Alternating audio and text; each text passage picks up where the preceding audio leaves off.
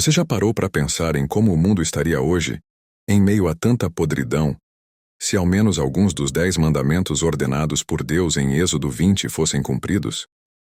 Jesus, em Mateus capítulo 22, a partir do verso 36, quando indagado sobre qual o maior dos mandamentos, responde o seguinte: Respondeu-lhe Jesus: Amarás o Senhor teu Deus de todo o teu coração, de toda a tua alma e de todo o teu entendimento.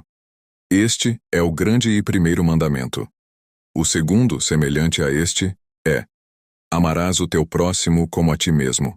Destes 2 mandamentos dependem toda a lei e os profetas. Mas quando pensamos sobre os mandamentos que foram ordenados pelo Senhor em Êxodo 20, vemos que muitas das ordenanças eram preceitos morais que todo ser humano, sendo ele um cristão ou não em nossos dias, deveria seguir.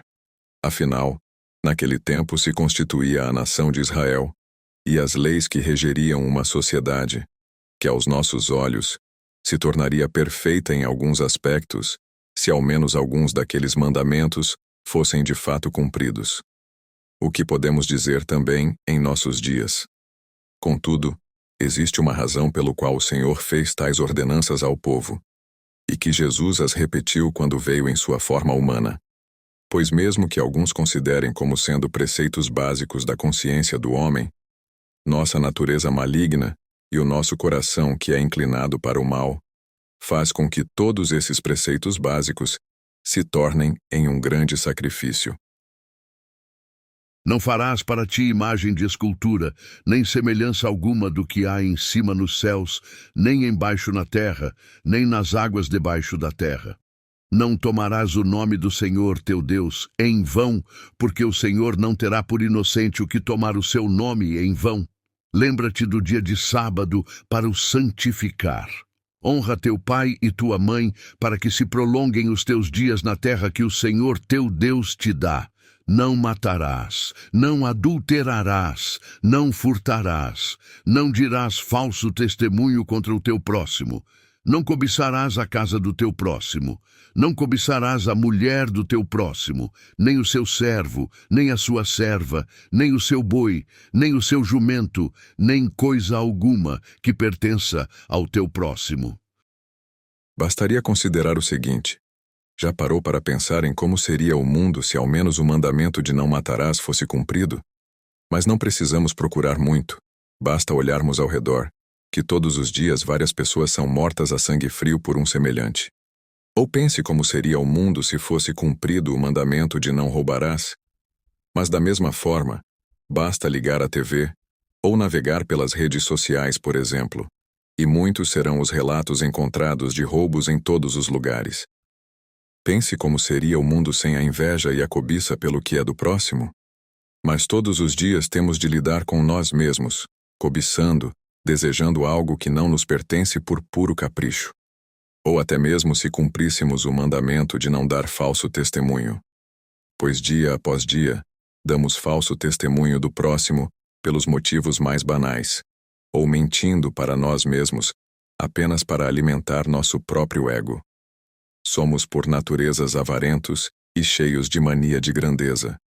Ou será mesmo que honramos nossos pais da maneira que realmente lhes cabe?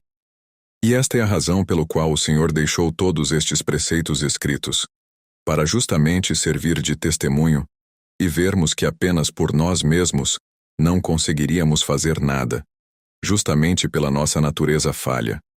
E por mais que possamos não cometer, por exemplo, assassinatos ou grandes roubos, acabamos falhando em vários outros mandamentos. Outro mandamento que é banalizado todos os dias seria o não adulterarás, pois esse pecado em nosso tempo se faz cada vez mais presente, e o próprio Jesus chegou a dizer que apenas de olhar para uma mulher com cobiça e desejá-la em seu coração, já adulterou com ela. E com o advento das redes sociais e com o mundo cada vez mais conectado, e a depravação dos valores, esse mandamento se tornou para muitos o mais difícil de ser cumprido. E foi exatamente por isso que aquele que não tinha pecados morreu pelos nossos, por todas essas nossas falhas.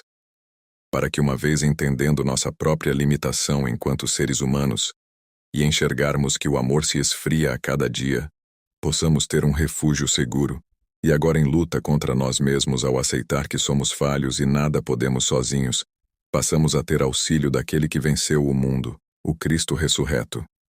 Por isso se diz que Deus, o Pai, nos deu vida juntamente com Cristo, nós que estávamos mortos espiritualmente e presos em nossas iniquidades.